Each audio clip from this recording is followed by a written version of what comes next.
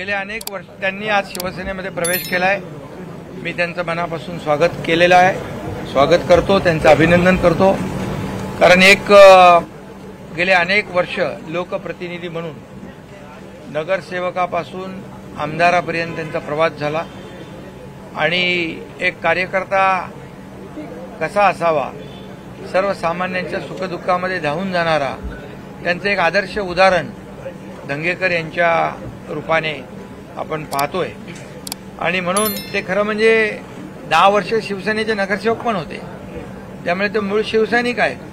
त्यामुळे ते स्वगृही आलेत।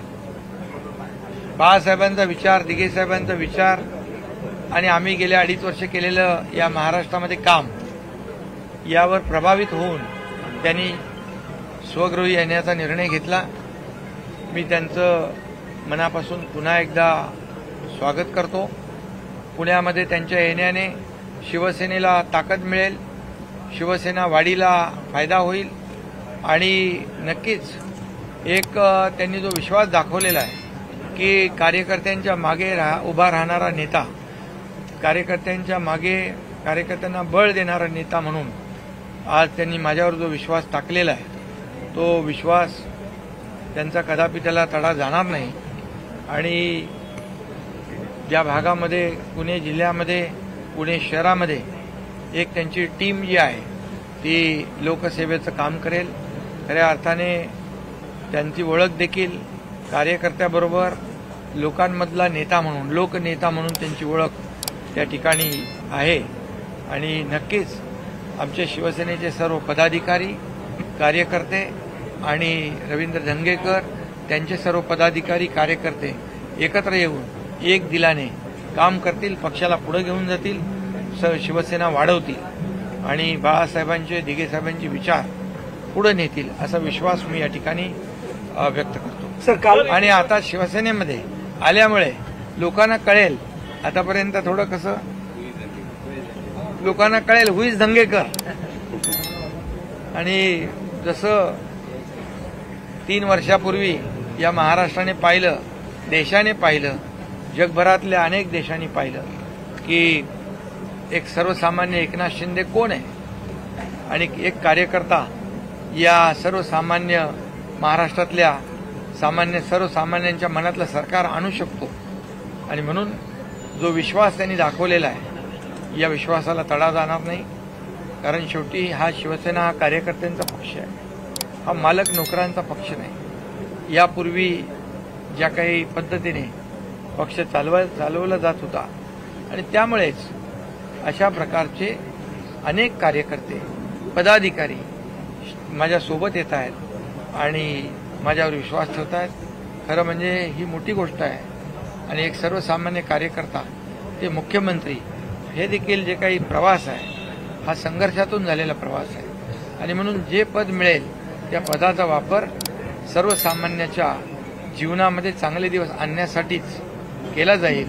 मला काय मिळालं यापेक्षा या महाराष्ट्रातल्या जनतेला काय मिळालं, महाराष्ट्राला काय मिळालं हे पाहून काम करणारे आम्ही कार्यकर्ते आहोत। त्यामुळे रवींद्र धंगेकर एक तशाच प्रकारचा कार्यकर्ता आज आमच्या सोबत आला आहे, त्याचं मी पुन्हा एकदा अभिनंदन करतो। एआयच्या माध्यमातून बाळासाहेब ठाकरे यांचा आवाज काढला जाणार आहे, कसं बघता एकीकडे? कारण का तुम्ही भाषणातही म्हटलात की नकली लोक नकलीच कामं करतात। नाही, खरं म्हणजे बाळासाहेब ठाकरे यांचा देखील आवाजाचा खरं म्हणजे कालचा प्रकार दुर्दैव होता आणि अतिशय केविलवाना, पोरकटपणाचा होता। बाळासाहेबांचे खऱ्या अर्थाने विचार तर सोडाच, पण बाळासाहेबांचा आवाज देखील, त्याची देखील नक्कल, विचारांचं, बाळासाहेबांच्या कर्तृत्वाची नक्कल तर करताच येणार नाही, परंतु त्यांच्या आवाजाची देखील नक्कल करता येणार नाही। हे काल आपण पाहिलं, ज्यांनी कुणी आवाज काढला तो आवाज कसा होता, म्हणजे पूर्वी बाळासाहेबांचे विचार दाबले, आता त्यांचा आवाज दाबण्याचा प्रयत्न केला। म्हणजे खऱ्या अर्थाने ही परिस्थिती तुमच्यावर का ओढवली, का आवाज बाळासाहेबांचा तुम्हाला काढायला लागला, का शिवसैनिकांना थांबवण्यासाठी? परंतु उलट शिवसैनिक पेटून जोरदारपणे जे शिवसेना प्रमुखांचा विचार पुढे नेत आहेत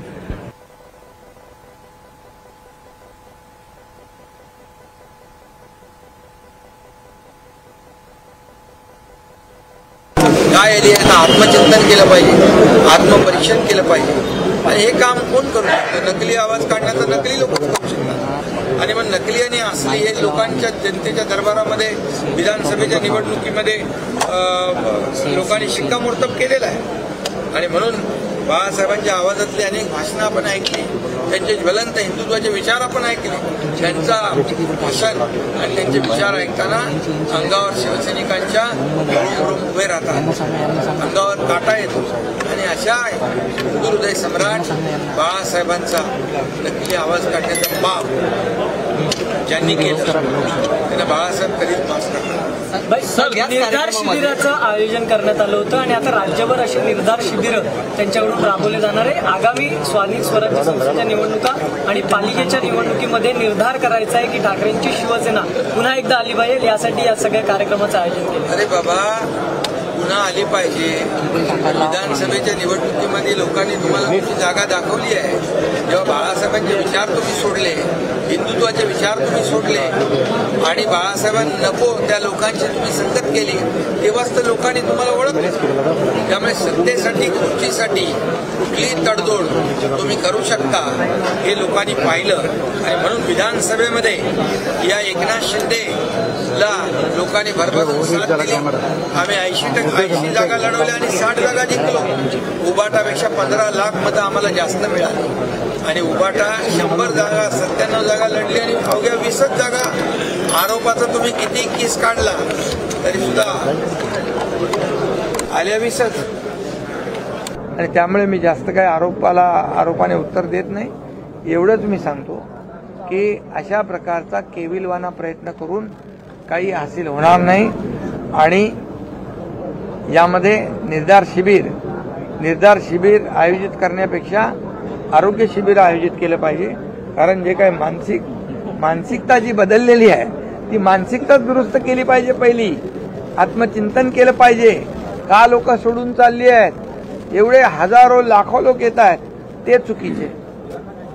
मग बरोबर कोण, हा विचार केला पाहिजे. म्हणून आम्ही जे लोक येत आहेत त्यांचं स्वागत करतोय, त्यांना पुढे घेऊन जातोय. पण हे का जात आहेत याचा विचार, आत्मचिंतन, आत्मपरीक्षण करण्याची आवश्यकता आहे. तुम्ही असं म्हटलं की ते पक्षाचे मालक समजतात, अद्यापही ते स्वतःला पक्षाचे मालक समजतायत का? त्यामुळे सगळ्या जुन्या शिवसैनिकांचा ओघ तुमच्या दिशेने येतोय. त्यांची कार्यपद्धती मी जवळून पाहिलेली आहे. खरं म्हणजे बाळासाहेब आपल्या सहकाऱ्यांना सवंगडी समजायचे. पण आता जी त्यांच्या पश्चात जी काय अपेक्षा होती ती फोल ठरली आणि सवंगड्यांना घरगडी समजू लागले. त्यामुळे मालक आणि नोकर जेव्हा प्रश्न येतो तेव्हा प्रत्येकाचा स्वाभिमान जागृत होतो. आणि बाळासाहेबांनी सगळ्यांना प्रेम दिलं. बाळासाहेबांच्यासाठी त्यांच्या शब्दाखातर असंख्य हजारो लाखो कार्यकर्ते जीवाची बाजी लावायचे. आपल्या कुटुंबावर, आपल्या घरादारावर तुळशीपत्र ठेवून संघटना वाढीचं काम करायचे. अनेक केसेस घेतल्या, अनेक आंदोलनं केली. हा फरक आहे ना. आणि म्हणून हा आंदोलनातून, हा संघर्षातून ही शिवसेना बाळासाहेबांच्या विचाराची, आनंद दिघे साहेबांच्या विचाराची निर्माण झालेली आहे. आणि म्हणूनच कार्यकर्त्यांचा ओघ आणि ओढा शिवसेनेकडे येतोय. सर, उद्धव ठाकरे म्हणतायत की हिंमत असेल तर महायुतीनं शेतकऱ्यांची कर्जमाफी आणि त्याचबरोबर लाडक्या बहिणीला 2100 रुपये द्यायला पाहिजे. त्या बाबतीमध्ये आम्ही सकाळी बोललेलो आहे. आम्ही जे बोललोय ते बोललोय. आम्ही कधी प्रिंटिंग मिस्टेक करत नाही. 1500 रुपये लाडक्या बहिणींना देणार आम्ही बोललो. त्याप्रमाणे त्यांच्या खात्यात पैसे जमा केले. त्यावेळेस महाविकास आघाडी सांगत होती पैसे देणार नाहीत, पैसे मिळणार नाहीत. त्या योजनेमध्ये खोडा घातला त्यांनी. पण माझ्या लाडक्या बहिणींनी त्यांना निवडणुकीमध्ये चांगला जोडाला लावला. ही वस्तुस्थिती आहे. आणि त्यामुळे जी 2100 रुपयाची जी बात आहे त्याचं देखील आम्ही नियोजन, त्याच्यावर देखील काम सुरू आहे. आम्ही जे बोललेलो आहे ते बोललेलो आहे. त्याच्यामध्ये आम्ही एकदा शब्द दिल्यानंतर मागे फिरायचं नाही, हे बाळासाहेबांनी शिकवलेलं आहे. आणि त्यामुळे हा सगळा जो काही गाडा आहे महाराष्ट्राचा, राज्य सरकारचा, तो आपल्याला चालवायचा आहे. सर्व योजना सुरू ठेवायच्या आहेत, प्रकल्प सुरू ठेवायचे आहे.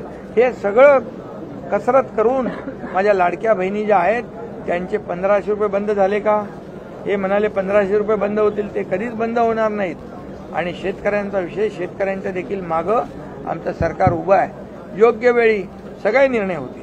सर, हिंदी में जानना चाहेंगे, दंगेकर जी ने शिवसेना ज्वाइन की है, क्या करेंगे?